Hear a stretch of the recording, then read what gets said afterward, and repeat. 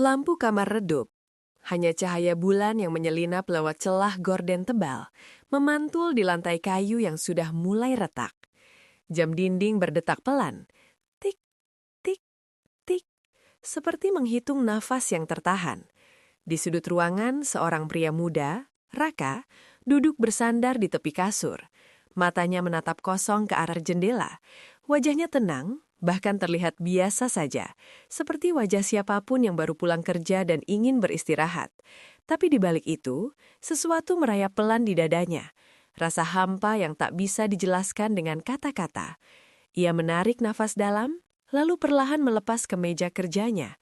Di cermin, tubuhnya tampak utuh. Tapi di dalam, ia tahu, ada bagian yang terus-menerus robek. Ia tidak bicara pada siapapun. Tidak pada ibunya yang selalu bilang, "Kamu kuat, nak." Tidak pada teman kantornya yang sering bercanda, "Lo tuh kalian nggak pernah stres." Bahkan tidak pada dirinya sendiri, karena mengakui rasa sakit berarti mengakui kelemahan. Dan di dunia ini, kelemahan adalah aib. Tapi setiap malam ketika semua suara mati dan dunia pura-pura tidur, ia menangis. Raka bekerja sebagai desainer grafis di sebuah agensi iklan ternama. Di siang hari, ia dikenal sebagai orang yang tenang, efisien dan selalu menyelesaikan deadline tepat waktu. Kliennya puas, bosnya memujinya. Rekannya menganggapnya cool under pressure. Tapi tekanan itu nyata. Deadline yang tak masuk akal, klien yang meremehkan ide-idenya, atasan yang memuji di depan tapi diam-diam mengambil kredit atas karyanya. Dan yang paling menyakitkan, mantan kekasihnya Dina pergi tanpa penjelasan. Hanya pesan singkat, "Aku nggak kuat lagi, Ra. Kamu kayak nggak pernah butuh aku." Padahal Raka butuh, sangat butuh. Tapi ia tak tahu cara meminta tolong. Ia diajari sejak kecil, laki-laki tidak boleh menangis. Laki-laki harus kuat. Laki-laki harus jadi pilar. Jadi ia menelan semuanya. Senyum saat lapat, tertawa saat makan siang, mengangguk saat dikritik. Tapi di dalam, setiap kata, setiap tatapan, setiap keheningan seperti palu yang memukul dadanya berulang-ulang. Sore itu, setelah pulang kerja, ia melewati toko bunga. Ada karangan bunga duka di depan, untuk seseorang yang bunuh diri.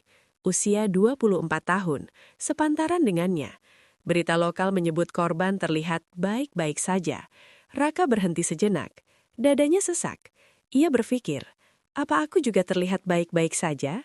Ia melanjutkan langkah, tapi pertanyaan itu menggema. Malam itu, seperti biasa, Raka mengunci pintu kamarnya.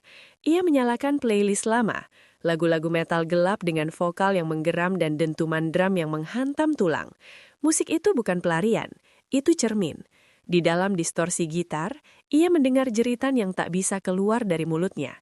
Ia duduk di lantai, punggung bersandar pada kasur. Matanya menatap langit-langit. Lalu perlahan, air mata mulai mengalir. Diam. Tak ada isak. Tak ada suara. Hanya air yang jatuh ke lantai satu demi satu. Ia menangis untuk Dina yang pergi. Untuk ayahnya yang meninggal saat ia masih SMA, dan ia tak sempat mengucap maaf karena terlalu sibuk membuktikan diri. Untuk ibunya yang kini tinggal sendirian tapi selalu bilang, "Aku nggak apa-apa, kamu fokus aja." Untuk dirinya sendiri, yang terus berlari tapi tak tahu mau kemana. Di luar, kota tetap hidup, mobil lewat, orang tertawa di warung kopi. Tapi di kamarnya, Raka tenggelam dalam kesunyian yang hanya ia sendiri yang tahu. Tiba-tiba telepon bergetar, pesan dari ibunya. "Nak, kamu makan belum? Jangan lupa istirahat, ibu sayang kamu." Raka menatap layar, tangannya gemetar. Ia ingin membalas, "Bu, aku capek banget, aku nggak kuat." Tapi jari-jarinya mengetik, "Udah makan, Bu, tenang aja, aku baik-baik aja." Ia melempar ponsel ke samping, lalu menangis lebih keras, tapi tetap tanpa suara. Beberapa hari berlalu, Raka mulai merasa tubuhnya memberontak. Sakit kepala kronis, insomnia, mual tanpa sebab. Ia ke dokter tapi hasilnya normal. Stres, kata dokter. Coba liburan. Tapi liburan bukan solusi. Masalahnya bukan di luar, tapi di dalam. Suatu malam saat sedang menangis seperti biasa, ia mendengar suara halus dari luar kamarnya.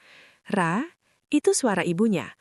Raka buru-buru menghapus air matanya, menyalakan lampu dan berpura-pura sedang membaca buku.